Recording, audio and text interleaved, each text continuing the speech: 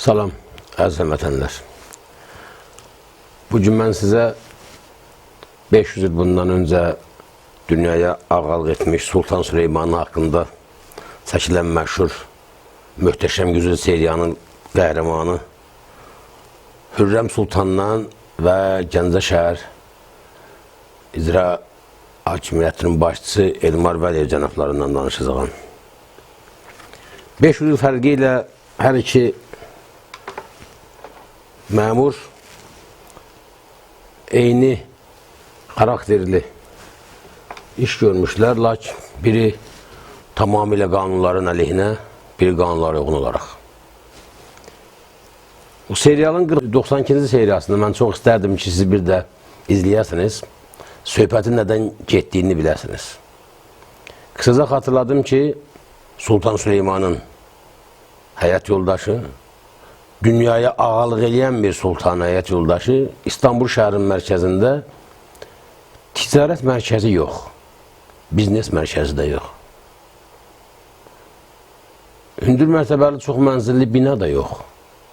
Sadəcə olaraq məscid kompleksi tikdirmək üçün həmin ərazidə yerləşən köhnə evləri onun sahiblərindən almaq tapşırığını baş qaziyə verir.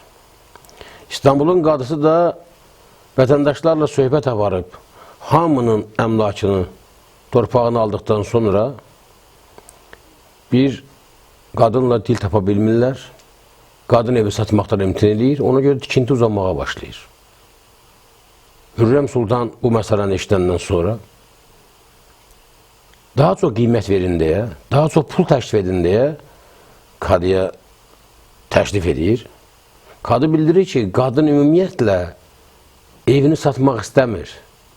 Deyir, orada mənim babalarımın, ulu əcdadlarımın ruhu var. Sadəcə olaraq satmaqdan imtina edir. O problemin necə həll olmasını bilmək üçün mütləq o seriyala bir daha baxın və bir Türk Sultanının xanımının insan hüququna, insanların əmlak hüquqlarına münasibətini bir daha xatırlayın və indi bizim ətrafımızda olan bu kiçik padişahlar ki var, millətimizin başında qoz sındırırlar, onların əməlləriyle müqayisə edin. Avrat pazarındaki hane sahipleri ve esnafla görüştüm. Usulüne göre satın almalar devam ediyor.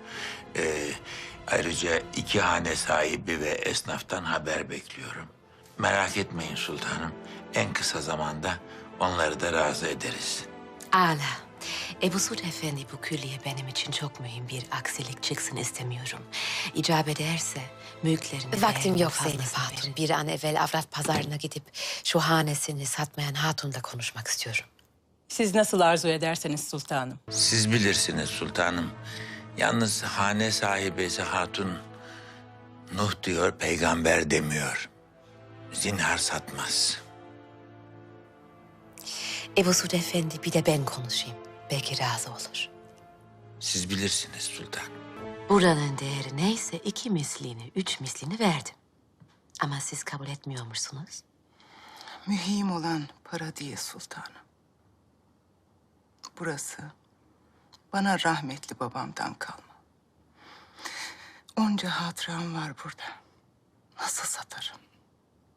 Benim de hatıralarım var Kevser Hatun.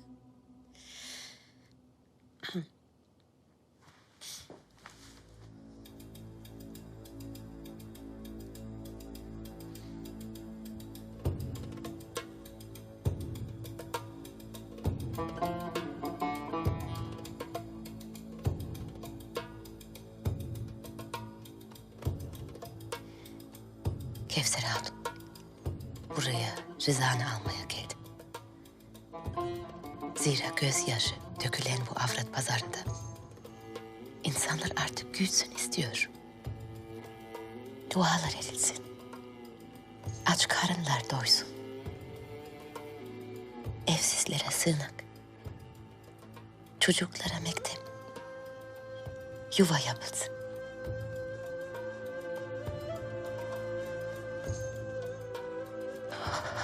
Sultanım. Bu kadar yürekten istediğinizi bilseydim. zinhar buraya kadar zahmet ettirmezdim sizi. Gönlümü de aldınız. Rızamı da. Evim sizindir. Helali hoş olsun.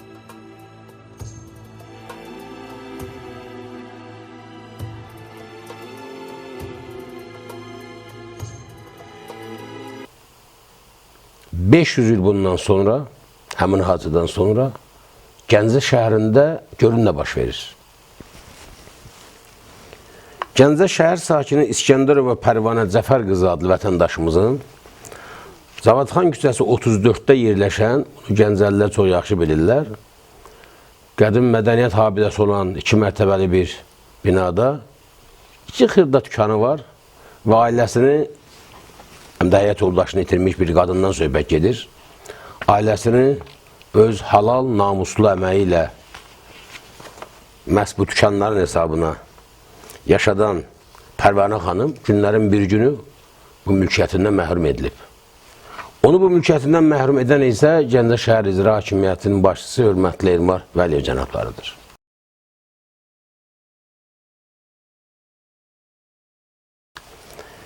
Düzü mən bu sənədlərlə, məhkəmə materialları ilə məşğul olduqdan sonra inanmadım və baş verən hadisələri Elmar müəllimin nə öz şəxsi adına, nə mənsub olduğu nəslin adına yaraşdıra bilmədim. Və görüş üçün elektron poçtuna da məktub göndərdim. Heç bir cavab olmadı deyə bugün bu müraciətlə baş verənləri sizin və ölkə başçısının diqqətinə çatdırmaq qərarına gəldim. Əziz həmvətənlər, açıq etiraf etmək lazımdır ki, istər mərkəzi hakimiyyət orqanlarının, istərsə də yerli icra hakimiyyəti başçılarının, ayrı-ayrı idarələrin apardığı abadlıqla bağlı işlər təqdirə layiqdir. Biz bunlara alqışlayırıq, biz bunlara sevinirik. Vətənimiz, dövlətimiz yenidən tikilir, abad yollar, körpülər salınmağa çalışırlar, nə qədər olurlar, olmurlar, bu başqa məsələ. Yeni iş yerlər açmağa çalışırlar, çox sağ olsunlar. Lakin hamı bir mənalı olaraq bir şey bilməlidir. Görülən bütün bu işlər nə qədər gözəl olsa da, nə qədər qiymətli olsa da, nə qədər dövlət və ictimai maraqlar baxımından vacib olsa da, bu işlər hansısa vətəndaşımızın ən adi insan hüquqlarının, xüsusilə də mülkiyyət hüquqlarının pozulması ilə müşayiət edilməməlidir. İlk növbədə insandır. Görülən bütün işlər insan üçündür. Əgər Pərvanə xanımın əmlakını dağıtmaqla, onun yerində Gəncəlilər üçün biznes mərkəzi tikəcək isə, inanın, o biznes mərkəzində nə xeyri bərəkət olacaq, nə də ondan kimsə xeyri götürəcək. Bir də doğrudanmı Elmar Vəliyev cənablarının Pərvanə xanım kimi qadınların əmlakına ehtiyacı var? Mən həmin biznes mərkəzinin kimə məxsus olduğunu bilmirəm. Amma 19 fevral 2015-ci tarixli Gəncə İnzibati İqtisadi Məhkəməsinin bir qərarı var əlimdə. Həmin qərarı hakim Hüseynov Fikrət Çilingiroğlu qəbul edib. Qətnamənin 3-cü səhifəsində məhkəmədə iştirak edən cavabdeyin nümayəndəsi görün nə bildirir. İddiaçıya məxsus sökülmüş qeyri-yaşayış sahəsinin yerində hansı layihə əsasında kim tərəfindən tikinti aparılması barədə məlumatı yoxdur. Həmçinin şəhər rəhbərliyi tərəfindən həmin tikintinin aparılması barədə hər hansı sənəd verilməmişdir. Əziz həmvətənlər, mən sizin vaxtınızı uzun-uzadı almaq istəmirəm. Ayrı-ayrı burada sənədləri oxumaq, onların məzmununu elan edəməklə. Qısaca onu deyim ki, iş materiallarında təksib olunmaz sübutlar var, rəsmi sənədlər var. Gəncə şəhər icra hakimiyyətinin təklifi ilə Gəncə şəhər Nizami rayon icra hakimiyyəti sərəncam verir. Göstərilən ünvanda tarixi abidələrin sökülməsi barədə, onun yerində biznes mərkəzinin tikilməsinə razılıq verilməsi barədə sərəncam imzalanıb və hamıya da bəllidir ki, sökən kim, tikən kim, kim üçün tikilir, niyə tikirlər? Hamıya bəllidir, lakin məhkəmə qətnaməsində yazır ki, sən demə, Gəncə şəhər icra hakimiyyətinin nümayəndəsi Gəncə şəhərinin mərkəzində, belə görkəmli bir yerdə tikilən biznes mərkəzinin kim tərəfindən tikildiyindən xəbəri yoxdur. Məhkəmə ya öz-özünü ələ salır, ya da bizləri. Təəssüf. Gəncə İnzibati İqtisadi Məhkəməsinin hakimi Hüseynov Fikrət Çilingiroğlu təbii ki, Pərvanə xanımın iddiasını rədd edib. Sanki onun belə bir obyekti olmayıb, onun belə bir hüququ yoxdur. Yəni, ağlasılmaz qanunlara zid bir qərar qəbul edib. Pərvanə xanımın apellyasiya şikayətinə baxan Gəncə Apellyasiya Məhkəməsi isə daha orijinal bir qərar qəbul edib. Gəncə şəhər icra hakimiyyətinin üzərinə Pərvanə xanıma başqa bir ünvanda obyekt verilmə vəzifəsi qoyub. Hakim başa düşmək istəmir ki, başa düşmür ki, o iddiadan kənara çıxa bilməz. Pərvanə xanım öz əmlakının yerində tikilən obyektdən obyekt istəyir. Və onun bu hüququ, onun bu tələbi mütləq təmin edilməlidir. Başqa cür ola da bilməz. Və məhkəmənin də ixtiyarı yoxdur ki, götürsün vətəndaş istəməyə şəhərin başqa bir yerində ona obyekt verilməsi barədə vəzifəni qoysun Gəncə şəhər icra hakimiyyətinin üzərinə. Niyə? Şəxsən bir hakim kimi, bir vətəndaş kimi sizin əmlakınızı Bakının ya Gəncə şəhərin mərkəzində ticarətin gür getdiyi bir yerdə söküb dağıtsalar və əvəzində də kənarda 2-3 qat yer versələr, buna razı olarsınızmı? Yox. İnanın ki, yox. Ona görə də sevgili Peyğəmbərimizin dediyi məşhur bir sözü xatırlatmaq istəyirəm. Özünüzə rəva bildiyinizi başqalarına da rəva bilin və yaxud da tərsinə. Özünüzə rəva bilmədiyinizi başqalarına da rəva bilməyin. Qarşınızdakı insandır. Çox sıxarsız, çox əzərsiz, çox təqib edərsiz. Dönüb günlərin bir günü zırmaqlayar sizi. Ən azı öz tamahınıza, öz çirkin niyyətlərinizə görə dövlətimizi və dövlətçiliğimizi təhlükəyə atmamanızı sizdən rica edərəm. Təbii ki, İskəndər və Pərvanə Cəfər qızı dəfələrlə Elmar Vəliyevin qəbulunda olub. Ona konkret olaraq xahiş edibdir ki, əgər doğrudan da onun dükanının olduğu binə sökülməlidirsə, onda həmin dükanın yerində tikiləcək o biznes mərkəzinin birinci mərtəbəsində, ikinci mərtəbəsində, yaxşı olaraq ki, birinci mərtəbəsində olsun, ona məxsus o obyektin ölçülərinə uyğun da yeni yer verilsin. Bu, Pərvanə xanımın ən qanuni təbii haqqıdır. Hamının bilməsi lazımdır ki, mülkiyyətin qorunması ilə bağlı bugün qüvvədə olan mülki məcəlləmizin 157-ci maddəsində birbaşa göstərilir. Mülkiyyətçi onun mülkiyyətini dağdan, sökən, istənilən dövlət orqanından, vəzifəli şəxsdən naturada öz mülkiyyətinin bərpasını tələb edə bilər. Bu, onun haqqıdır, bunun hüququdur. Hürrəm Sultan bir daha mən istərdim ki, hatırladam ki, belə vəziyyətdə hansı addımlar atdı. Hürrəm Sultan getdi qadının ayaqlarına, onunla bir yerdə öz keçmiş xatirələrini danışdı. Özü də ağladı, qadını da ağlatdı və nəhayət qadının ürəyini yumuşaltdıqdan sonra həmin ona lazım olan yeri aldı. Azərbaycanda başqa belə bir nümunə də olmuşdu 20-ci əsrin əvvəllərində. Məşhur Bakıda Arıkalı bina deyilən bir bina var. Azərbaycan milyonçulardan biri həmin o vaxt indi o bina yerləşən ərazini alıb bu binanı tikmək istəyir. O da eyni ilə Hürrəm Sultan kimin ərazidə olan bütün evləri alır. Axırda aydın olur ki, səhv etmirəmsə İsfəndiyar adlı bir kişi kasıb adam evini satmaq istəmir. müxtəlif bəhanələr gətirərək. Azərbaycanın bu Bakı milyonçusu çox çalışır. Nə qədər pul təşrif edir, İsfəndiyar ki, razı olmur. Əksinə götürür bu milyonçunun acığına köynə evini sökür, 2 mərtəbəli bir barada ev tikir.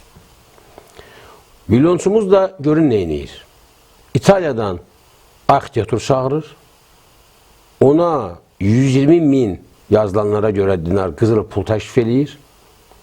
Və xahiş edir ki, bu arxitektur binanı elə layihələndirsin ki, bina tikilsin, amma İsfəndiyar kişinin də nə yoluna, nə suyuna, nə işığına maneçilik olmasın.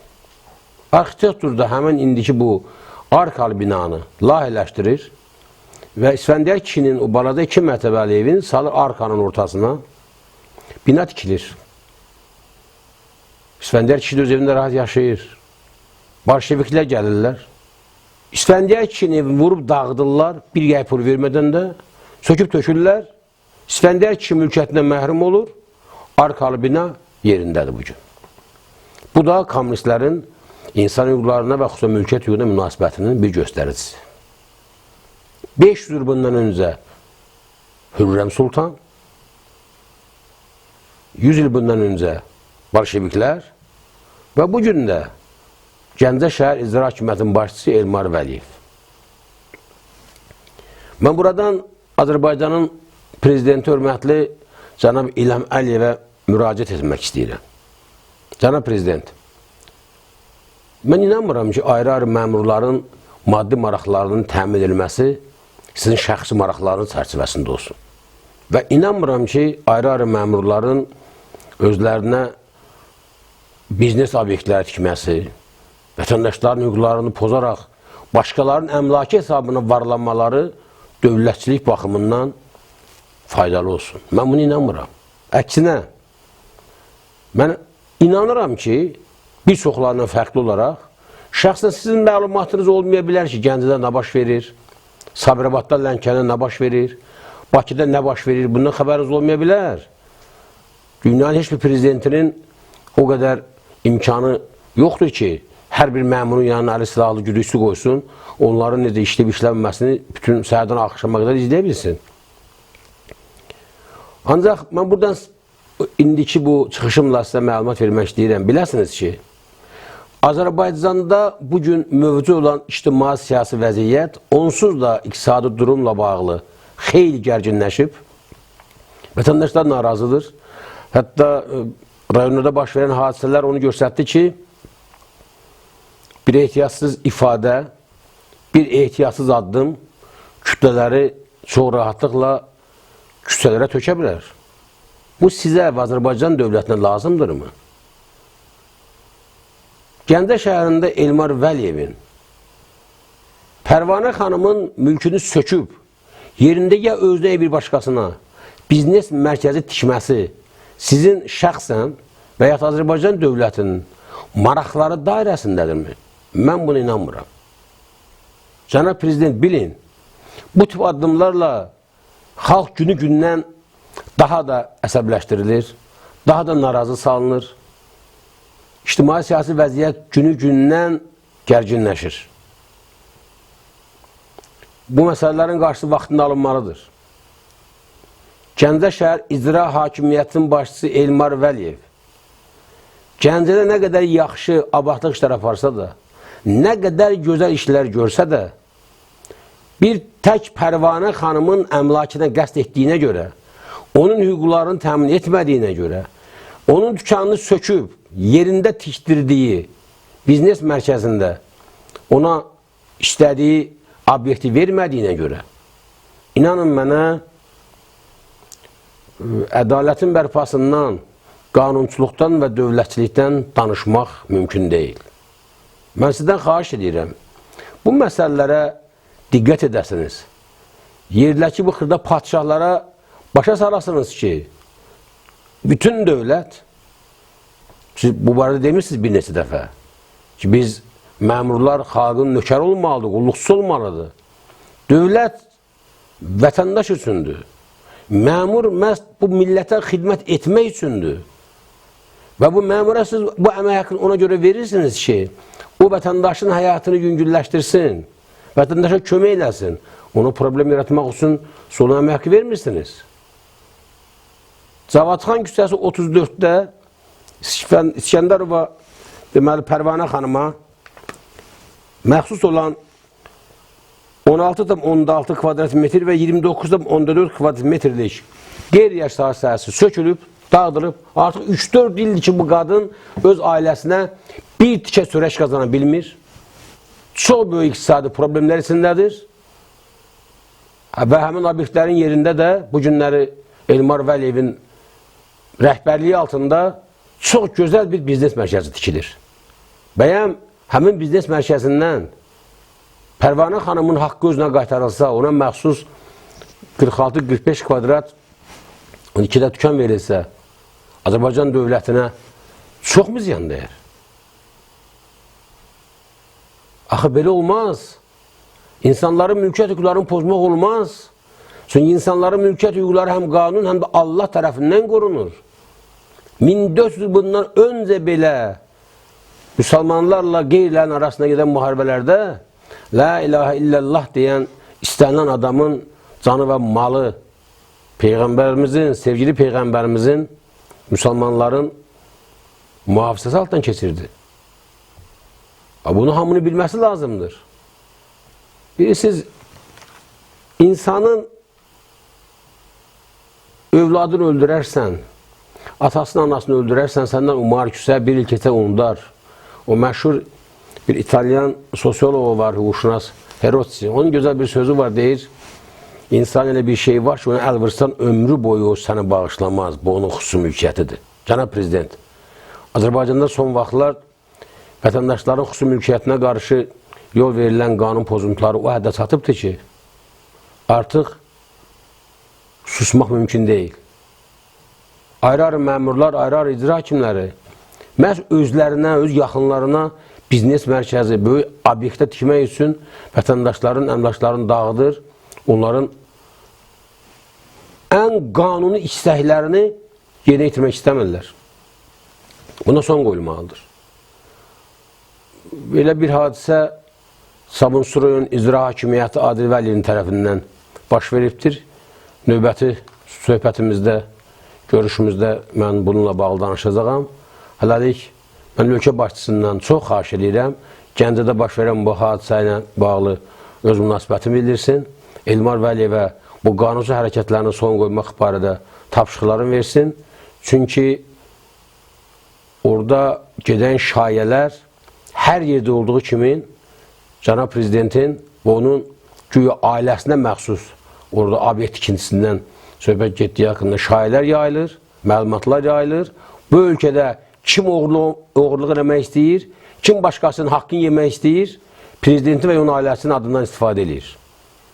Mən bilmək istəyirəm, Gəncə şəhəri Cavadxan 34 ünvanında tikilən obyekt doğrudanmı ailəyə məxsusdur?